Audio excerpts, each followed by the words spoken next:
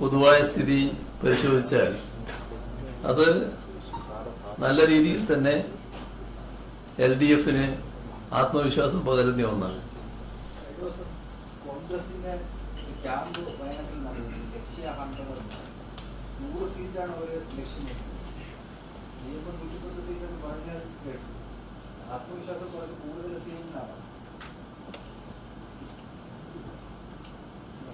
ഞങ്ങളെ ആത്മവിശ്വാസത്തിന് മതിയായ കാരണങ്ങളുണ്ടല്ലോ.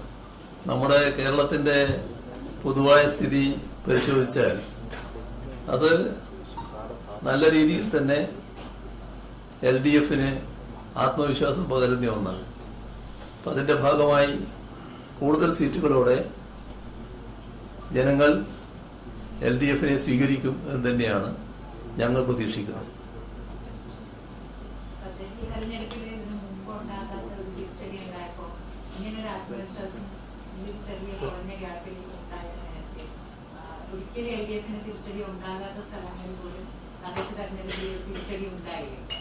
തദ്ദേശ ഭരണ തെരഞ്ഞെടുപ്പിലുമായി ബന്ധപ്പെട്ട് അതിൻ്റെതായ പ്രശ്നങ്ങളുണ്ട്.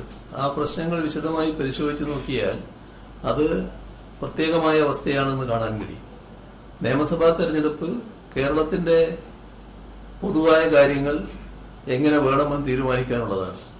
ആ കാര്യത്തിൽ നമ്മുടെ നാടിൻ്റെതായ അനുഭവം വെച്ചുകൊണ്ടാണ് ജനങ്ങൾ വിധി എഴുതുക.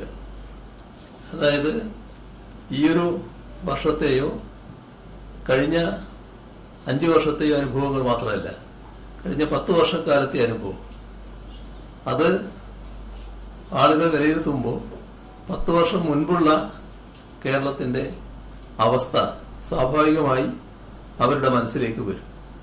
ആ താരതമ്യം അത് വലിയ തോതിൽ സ്വാധീനിക്കുന്ന ഒന്നാണ്. അത് പരിശോധിക്കുന്ന ഏതൊരാൾക്കും LDFന്റെ ഗ്രാഫ് വലിയ തോതിൽ ഉയരുന്നതിനിടയാക്കും എന്നതാണ് കാണാൻ കഴിയുക. ഇപ്പോ നമ്മുടെ സംസ്ഥാനം പല കാര്യങ്ങൾ നേടിയ നേട്ടങ്ങളുണ്ടല്ലോ. അതിലൊന്ന് അഴിമതി ഏറ്റവും കുറഞ്ഞ നാട് എന്ന പ്രത്യേകത നമ്മുടെ നാട് നേടിയിട്ടുണ്ട്. രാജ്യത്ത് വ്യാപകമായി അഴിമതി നിലനിൽക്കുന്നുണ്ട്.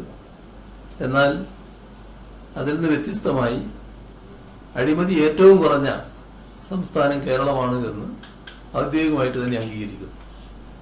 ഇത് കണക്കാണ്. പക്ഷേ നമ്മുടെ നാടിന്റെ അനുഭവങ്ങളുണ്ടല്ലോ, ആ നാടിന്റെ അനുഭവത്തിൽ ഓരോ ആൾക്കും അവരവരുടേതായ അനുഭവങ്ങളുണ്ട്. നേരത്തെ അനുഭവിച്ച കാര്യങ്ങളുടെ ഓർമ്മകളുണ്ട്.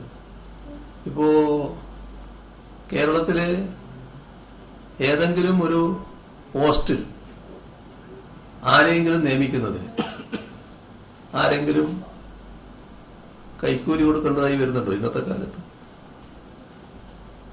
ഇത് ഈ കാലത്തിന്റെ പ്രത്യേകതയാണ്. എന്നാൽ അതായിരുന്നോ പഴയകാലം?